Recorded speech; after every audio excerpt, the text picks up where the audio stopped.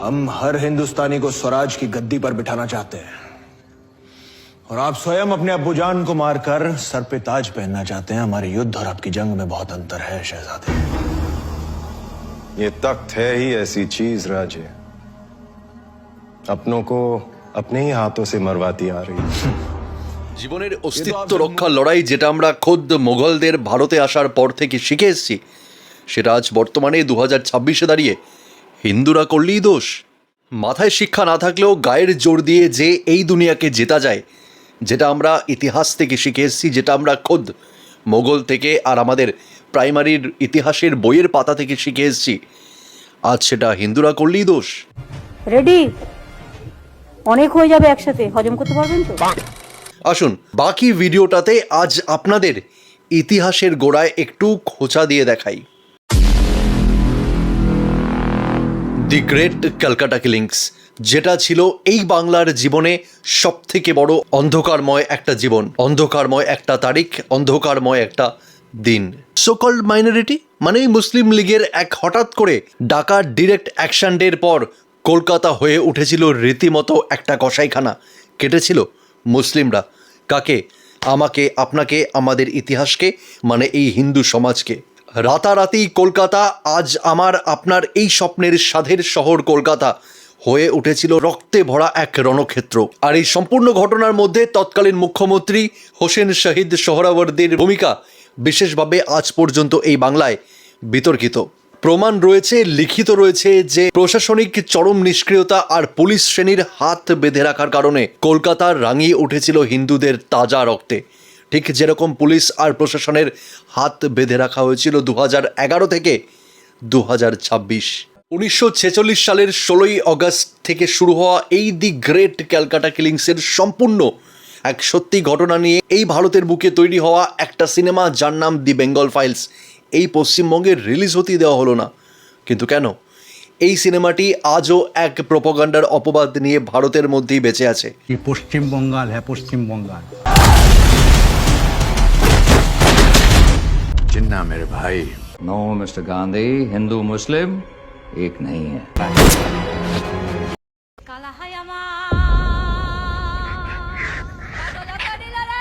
दे देते ना थोड़ा सा बंगाल उनको, एक जमीन का टुकड़ा ही तो है। अगर बंगाल पाकिस्तान को दे दोगे तो क्या बंगाली संगीत, बंगाली भाषा, बंगाली खाने को भी दे दोगे? बंगाल को मारोगे तो भारत भारत नहीं रहेगा। जमीन का टुकड़ा नहीं, इंडिया का लाइट हाउस है बंगाल। এই সিনেমাটা হয়ে দাঁড়িয়েছিল প্রোপাগান্ডা, যেটা নাকি আমার আপনার মতো একাধিক আর লক্ষাধিক হিন্দুদের চরম এক নৃশংস দিনের সত্যি ঘটনা তুলে ধরেছিল, বারবার সমাজের বুক থেকে তুলে এনে আমার আপনার সবার চোখের সামনে সেই সিনেমা হয়ে দাঁড়িয়েছিল প্রোপাগান্ডা। কারণ দি বেঙ্গল ফাইল সিনেমাটি আজ বর্তমানে দাঁড়িয়ে আমাদের প্রাক্তন শাসক দলের কাছে এমনই এক চরম সত্য ছিল, যেটা মানতে তারা অস্বীকার করেছিল শুধুমাত্র নিজেদের প্রভাব আর না বলা চক্রান্তকে স্বীকার না করানোর জন্য। আর যেখানে দি বেঙ্গল ফাইলস মুভিটি এমনই একটা সিনেমা যেখানে বারবার উল্লেখ করে দেখানো হয়েছিল কোনো মাইনরিটিকে মাথায় তুললে এই রাজ্যের তথা এই দেশের কি অবস্থাটা হয়। এমন একটি সিনেমা যেটা বাংলার চরম দুরবস্থাকে দেখিয়েছে, এমন একটি সিনেমা যেটা বাংলা তথা বাঙালি এবং সমস্ত হিন্দুদের এক বিশেষ সময়ের তাদের জীবনে ঘটে যাওয়া নৃশংসতাকে বারবার তুলে ধরেছে। তাহলে ঠিক কী অসুবিধাটা ছিল তৎকালীন সরকারের এই সিনেমাকে বাংলার বুকে প্রাউডলি রিলিজ করার জন্য, যেখান থেকে বর্তমান হিন্দু সমাজ তাদের ইতিহাস, তাদের উৎস আর তাদের সাথে ঘটে যাওয়া সেই নৃশংস দিনগুলোর সাথে পরিচয় ঘটে। দেখুন, বিস্তারিত ঘাটাঘাটির পর আমার যেটা সোজা ভাষায় মনে হলো কি, এই দি বেঙ্গল ফাইলস মুভিটাকে কেন বাংলায় খরচা করে আমন্ত্রণ বা নিমন্ত্রণ জানানো হলো না। 5th of September রিলিজ হওয়া দি বেঙ্গল ফাইলস অল ওভার ইন্ডিয়াতে জায়গা পেলেও বাংলাতে তার কোনো স্থান হয়নি।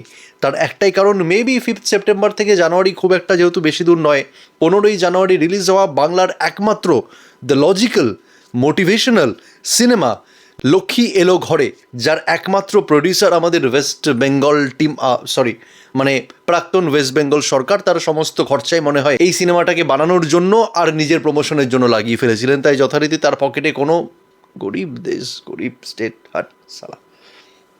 তাহলে অ্যাকচুয়ালি কেন এই দি বেঙ্গল ফাইলস আমাদের বর্তমান বাংলায় স্থান পেল না, চলুন দেখে নিই।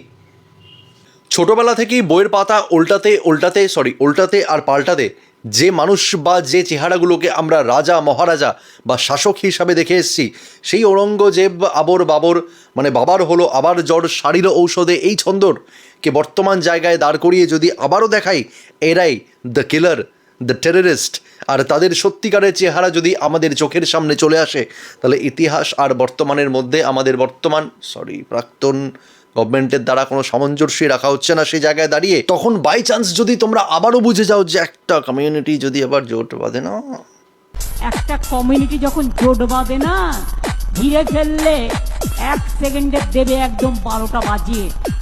যদি নিজেদের 13টা বাজাতে না চান, বিজেপির অপপ্রচারে কেউ ভুল বুঝবেন না। যেখানে তিনি গত 14টা বছর ধরে নিজের কর্মকাণ্ডের মাধ্যমে এই জিনিসটা আমাদের প্রকৃত আর এই বাস্তব জীবনে বুঝিয়ে আসছেন বারবার, প্রত্যেকটা দিন প্রত্যেকটা মুহূর্তের সাথে, সেটা আবার টাকা খরচা করে সিনেমার পর্দায় না না না। দি বেঙ্গল ফাইল সিনেমাটাকে এই বাংলায় রিলিজ হতে না দেওয়ার আরও একটি মূল আর বৃহত্তম কারণ, সেটা হলো এই সিনেমাটি তৎকালীন সরকারের জন্য এমন একটি দ্বিধারী তলোয়ার ছিল যেটা দিয়ে এক মুহূর্তে ওই সরকারকে আগা থেকেও যতটা কাটা যেত ততটাই কাটা যেত গোড়া থেকেও।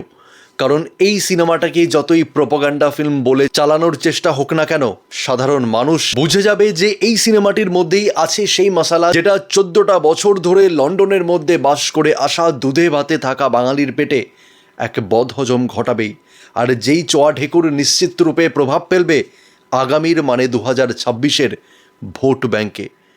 কিন্তু নিখুঁত এত প্ল্যান, এত পরিকল্পনার পরেও যে ওই পরিকল্পিত ভিড়ের মাঝখান থেকে কে একটা ছোট্ট করে ঢিল ওই মৌমাছির চাকের মধ্যে মেরে দিল, আরে यार मत कर, সালা ভিডিওটা এবার গেল।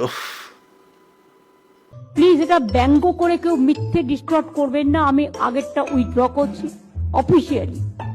সিনেমা যেখানে খোদ সমাজের আয়না, সেখানে গত 14 বছর ধরে এই আয়না দেখতোটাকে, যেখানে রানী খোদ এত বছর ধরে উলঙ্গ। আবে মত কর यार, तू गया इस बार बिक्रमपुर शिट यार। সোশ্যাল নেটওয়ার্কে ভেঙিয়ে ভেঙিয়ে ভাইরাল করছেন। একটা কথা বলা হলে আমি ভাত খাই, ভাতটা বাদ দিচ্ছেন, আমি শুধু খাই খাই লিখছেন।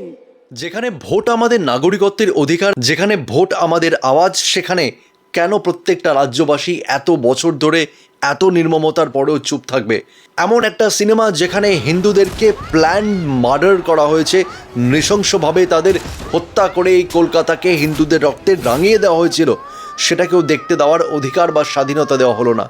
যেখানে সরকারি চাকরির মধ্যে শিক্ষকতা আমরা ছোটবেলা থেকে সব থেকে আরাম আর আনন্দের চাকরি বলে জানতাম, সেই জায়গায় দাঁড়িয়ে এই বাংলায় 20,000 তার অধিক প্রাইমারি শিক্ষক নিজের চাকরি হারালেন। পরের দিন তাদের ছোট ছোট সন্তান থেকে পরিবারের মুখে কি তুলে দেবেন সেই ব্যাপারটা যাদের কাছে হয়ে গেল অনিশ্চয়তা।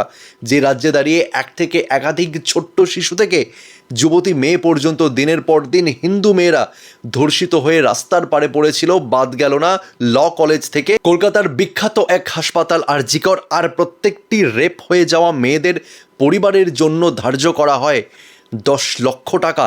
মেয়েটি তো আর ফিরে আসবে না, যা টাকা লাগবে আমি দেবো। হ্যাঁ, আমরা 10 লক্ষ টাকা তো দিতেই পারি পরিবারকে। Specially the girl child at night time, they should not be allowed to come out in the outside. दीदी वाह दीदी, नहीं दीदी वाह दीदी, दीदी दीदी। এত সম্মান, এত ভালোবাসা নিয়ে লন্ডনে বাস করা ভাতে মাছে থাকা বাঙালি বাধ্য হয়েছিল আজ পাল্টাতে। বলি দিদি ভাই, এই বাংলা, এই বাঙালি কখনোই আপনার মাথায় বিশেষ কিছু ভাতার লোভে ছাতা ধরতে যায়নি। তারা চেয়েছিল সুস্থ একটা জীবন, সুস্থ এক সামাজিক পরিকাঠামো, সুস্থ প্রশাসনিক ব্যবস্থা। পশ্চিমবঙ্গ চেয়েছিল সুস্থ শিক্ষা, সুস্থ চিকিৎসা ব্যবস্থা, যেখানে ন্যূনতম পক্ষে কোনো রুগীকে বিনা চিকিৎসায় বা কোনো ডাক্তারকে রেপ হয়ে সেই কম্পাউন্ডের মধ্যে মরতে না হয়। যে রাজ্য আপনার কাছে চেয়েছিল একটা সুন্দর আইনি ব্যবস্থা, যেখানে আইন নিয়েই পড়াশোনা করতে যাওয়া একজন ছাত্রীকে দিনের পর দিন যৌন হেনস্থায় আর দিনের শেষে রেপ হয়ে মরতে না হয়। তারা চেয়েছিল এই ঘটনাগুলোর বিরুদ্ধে এক কড়া শাস্তি যেন হয়। এই পশ্চিমবঙ্গ চেয়েছিল এই নৃশংস কাজগুলোর পেছনে যারা জড়িত তারা যেন সামনে আসে, শাস্তি যেন তাদের হয়। আর যেখানে দাঁড়িয়ে সেই সমস্ত ক্রিমিনাল তথা মার্ডারার আর রেপিস্টরা আজও হয়তো আমাদের আশেপাশেই বিভিন্ন ছদ্মবেশে ঘুরে বেড়াচ্ছে আমাদের অনেক ভাইচারার ভিড়ে। আর এই বাংলার বুক থেকে আমি রাহুল তোমাদের বন্ধু আর তোমাদের চ্যানেল বড়ালস থেকে দাবি জানাই, দি বেঙ্গল ফাইলস মুভি যেখানে হিন্দুদের চরম নৃশংস সময়ের ঘটনা দেখানো হয়েছে, যেখানে দেখানো হয়েছে এক নৃশংস আর নরখাদক কমিউনিটির দ্বারা এই হিন্দু সমাজের ওপর আনা এক নৃশংস ভয়ানক তারিখ, যেটা ছিল 16ই অগস্ট 1946 সালের, যেই ঘটনা এই কলকাতা এই বাংলাকে রাঙিয়ে তুলেছিল হিন্দুদের রক্তে। যে সিনেমা বারবার সজাগ করে তোলে হিন্দুদের, যে সিনেমা বারবার জোট বাঁধতে বাধ্য করে হিন্দু সমাজকে, যে সিনেমা বারবার চোখে আঙ্গুল দিয়ে দেখিয়ে দেয় হিন্দুদের ইতিহাসকে, সেই সিনেমাকে যত তাড়াতাড়ি সম্ভব আজ বর্তমানে এই পশ্চিমবঙ্গের বুকে, বিশেষ করে কলকাতার বুকে প্রাউডলি রিলিজ করা হোক। তাই the greatest and finest director Vivek Ranjan Agnihotri sir আপনাকে ওয়েস্ট বেঙ্গলে ওয়েলকাম জানাই। সাথে আমাদের প্রশাসন তথা বর্তমান সরকারকে আমি বিনীত নিবেদন জানাই এই সিনেমাকে যেন পশ্চিমবঙ্গের প্রত্যেকটি প্রেক্ষাগৃহে সগর্বে আর মাথা উঁচু করে রিলিজ করা হয় খুব তাড়াতাড়ি, যেখানে প্রত্যেকটা হিন্দু জানবে তাদের ইতিহাস নিয়ে, আর যেই ইতিহাস আমাদের বর্তমানে শেখাবে আমাদের অস্তিত্ব রক্ষা লড়াই। কারণ হিন্দু নারীরা শুধুমাত্র শাখা পলা চুরিতেই সেজে থাকে না, ঠিক সময়ে আর উপযুক্ত সময়ে দরকার পড়লে তারা সেই হাতেই নিজেদের রক্ষা করার জন্য, নিজেদের আত্মরক্ষার জন্য অস্ত্র তুলে ধরে। ভিডিওটি ভালো লাগলে লাইক করবেন আর এত শেয়ার করবেন যাতে প্রত্যেকটা ঘরে এই ভিডিওটা পৌঁছায়। তার কারণ আজ আমাদের জেগে ওঠার সময়, এটা নিজেদের আত্মরক্ষার সময়, এটা নিজেদেরকে জাগিয়ে রাখার, বাঁচিয়ে রাখার সময়, আর এটা নিজেদের অস্তিত্ব রক্ষার লড়াই। আর আজকে বড়ালসের পর্দার ওপারে যারা নতুন তাদের কাছে আমার অনুরোধ চ্যানেলটি সাবস্ক্রাইব করে যাওয়ার জন্য, কারণ এরকম আরও কিছু ভিডিও আসতে থাকবে বড়ালসের পর্দায়, আর সেটা আমি চাই যেন তোমাদের কাছে পৌঁছে যায় সবার আগে। আর ততদিন সবাই খুব ভালো থেকো, সুস্থ থেকো, আনন্দে থেকো, সুস্থ ভাবতে থেকো, আর নিজের অস্তিত্ব রক্ষার লড়াই থেকে কোনোদিন এক পাও পিছুপা হবে না। দেখা হচ্ছে আরও কিছু নতুন ভিডিওতে তোমাদের প্রিয় চ্যানেল বড়ালসে, সাথে আমি তোমাদের বন্ধু রাহুল।